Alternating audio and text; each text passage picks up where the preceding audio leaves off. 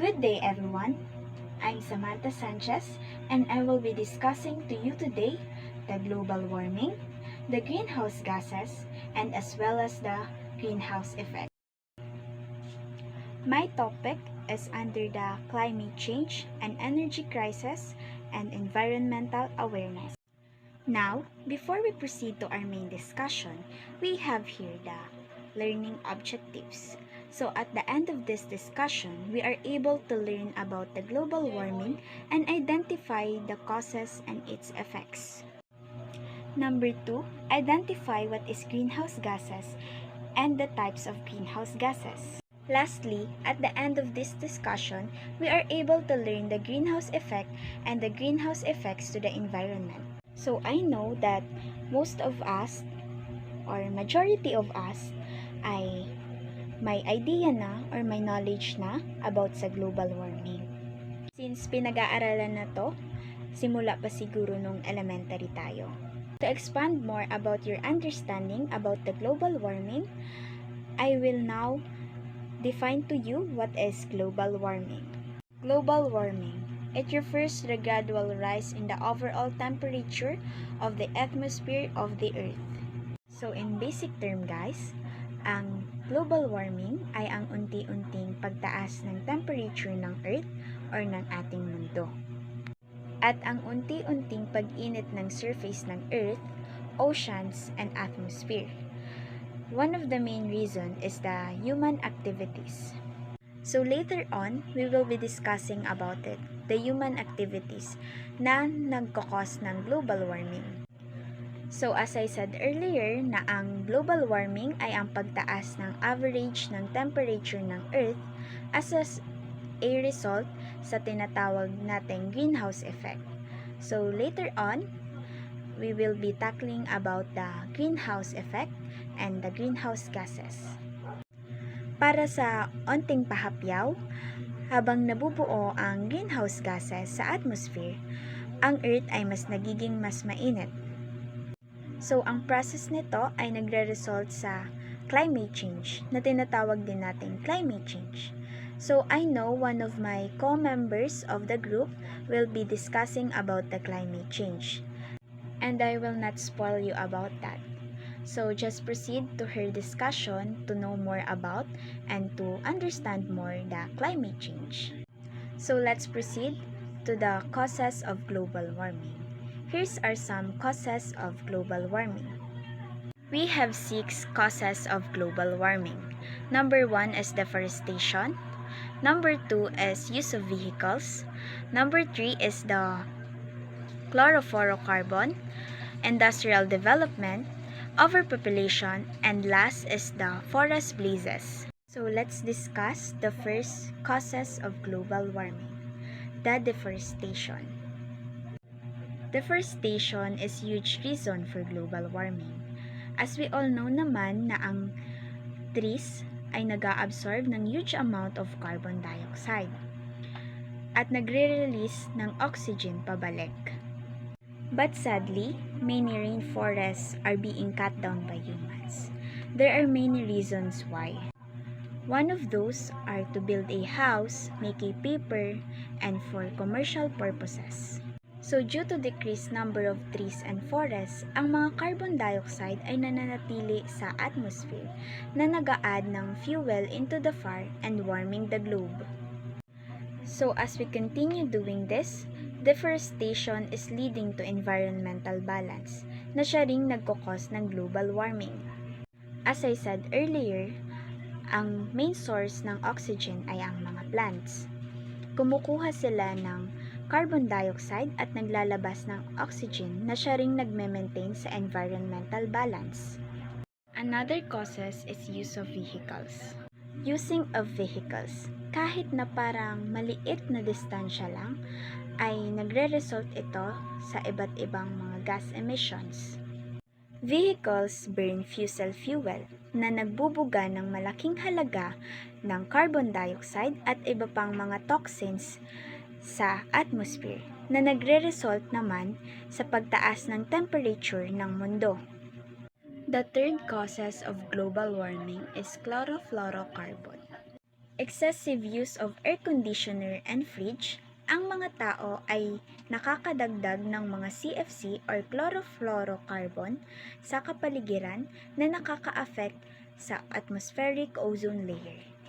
Pinoprotektahan ng ozone layer ang surface ng Earth from the harmful ultraviolets na binubuga ng sun. CFC leads to depletion of ozone layer na nagiging daan para sa ultraviolet rays. Thereby, tumataas ang temperature ng mundo. Another causes of global warming is industrial development. Pagdating ng industrialization, mas mabilis na tumataas ang temperature ng mundo. The harmful emissions from the factories ay nag-a-add or nagko-contribute sa pagtaas ng temperature ng Earth. Since the Industrial Revolution, humans have been burning large amount of fossil fuel, such as oil and gas. It produces huge clouds of carbon dioxide. Overpopulation is also one of the causes of global warming. Ang pag-increase ng population means mas maraming tao ang humihinga. This lead of increasing the level of carbon dioxide. As we know that carbon dioxide is the primary gas na nagkakos ng global warming. The last one is the forest blazes. Ang forest blazes or forest fire ay naglalabas ng large amount of carbon-containing smoke. Ang mga gases na ito ay nailalabas sa atmosphere na nagpapataas ng temperature ng Earth na nagre-result ng global warming. And that's the 6 causes of global warming. So let's move on to the effects of global warming. So here's are some effects of global warming. We also have 6 effects of global warming. 1. Rise in temperature, threats to the ecosystem, climate change, spread of diseases, high mortality rate, and loss of natural habitat. Let's discuss the first effects of global warming, which is the rise in temperature. Of course, from the definition itself ng global warming, given na tataas ang temperature ng Earth. At ang result ng pagtaas ng temperature ay ang pagkagunaw ng mga glacier, which have lead naman sa pagtaas ng sea level. The second effects of global warming is threats to the ecosystem. Nakakaapekto rin ang global warming sa ating ecosystem. Dahil nakakaapekto ang global warming sa mga coral reef na pwedeng mag-culminate ng buhay ng mga hayop at halaman. Kaya naman, ang global warming ay nagpalala sa pagkasira ng mga coral reef. Ang global warming ay nagdudulot din sa kondisyon ng ating climate. Therefore, ang climate change ay isang effect ng global warming.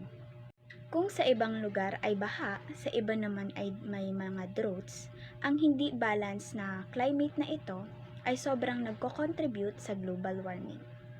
Another causes of global warming is the spread of diseases. Global warming leads to change of heat and humidity. Nagiging reason ito sa paggalaw ng mga mosquitos or iba pang mga insekto or hayop na nagdadala at nagkakalat ng mga sakit. The next one is high mortality rate.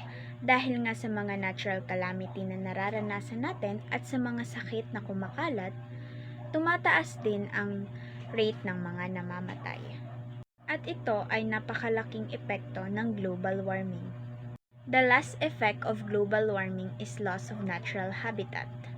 Ang global na pagbabago ng ating climate ay nagiging sanhi sa pagkawala ng mga tirahan ng mga animals and also plants. And it's sad na may mga animals na napipilitan na lumipat sa kanilang mga natural habitat at ang iba sa kanila ay nawawala na. This is also another impact of global warming in biodiversity. And that's the 6 effects of global warming.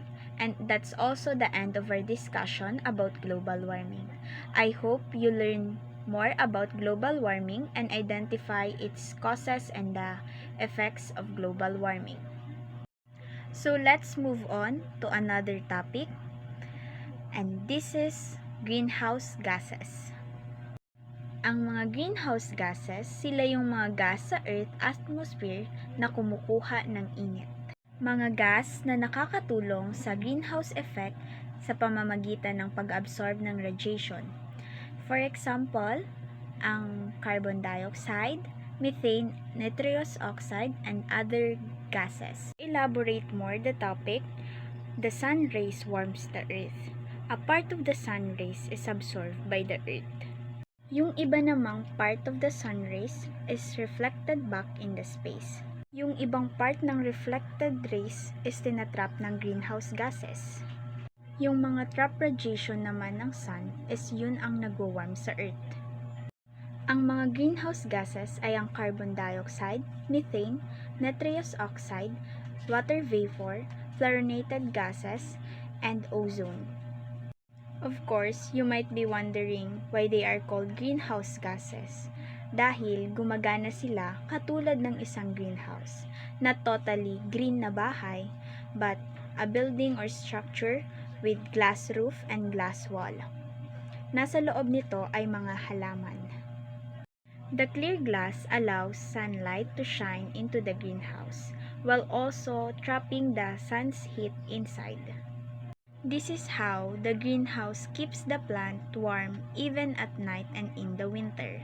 Similarly, as these gases traps the sun's heat, they are called greenhouse gases. The greenhouse effect keeps the earth warm in pretty much the same way. If walang greenhouse gases na magtatrap sa sun's radiation, ang earth ay magiging sobrang lamig na kung saan hindi tayo makakasurvive. So, you might be wondering now, what is greenhouse effect? So, before I discuss to you what is greenhouse effect, there's a time ba na tinatanong nyo rin or you're thinking na, why Earth so special? Bakit napaka-special ng Earth?